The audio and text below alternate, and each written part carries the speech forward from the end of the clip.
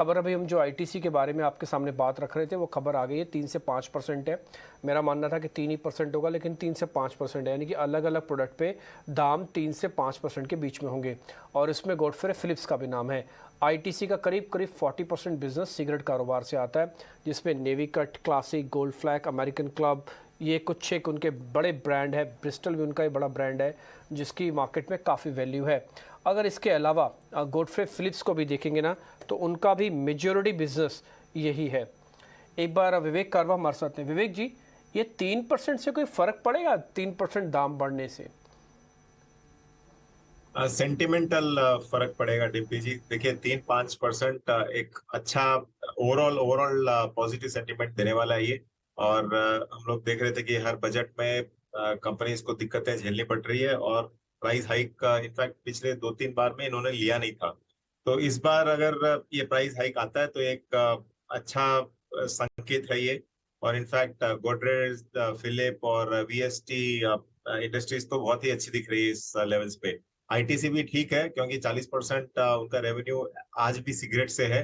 लेकिन valuation wise मुझे लग रहा है कि गोदरेज फिलिप और भी यहाँ पे इंटरेस्टिंग लग रहा है।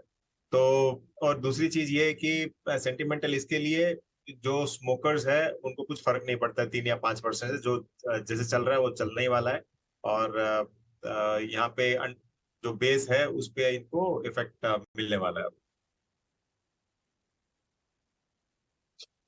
बात आप बिल्कुल ठीक कह रहे हैं। इसलिए देखिए 72% गॉडफ्रे फिलिप्स का आता है सिगरेट बिजनेस से, इसलिए उसका इम्पैक्ट भी ज़्यादा है। आप देख पा रहे होंगे एक सडन स्पाइक प्राइस और वॉल्यूम दोनों का आया।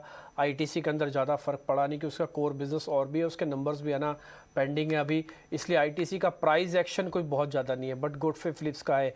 आप एक काम कर सकते हैं, वीएसटी इंडस्ट्रीज़ भी एक बार ज़रा दिखा दीजिए। उसके पास चार मीनार, चार्म स्पेशल, कुछ इस तरह के प्रोडक्ट हैं। हाँ, अभी इसका नाम नहीं है इसके अंदर, बट आने वाले दिनों में उसका नाम भी आ सकता है। वीएसटी इंडस्ट्रीज़ का ये भी दाम बढ़ाएगा। एक काम करेंगे आप राजेश सर, एक बार ज़रा आप वीएसटी और गोदरेज फिलिप्स का एक बार ज़रा चार्ट चेक करेंगे।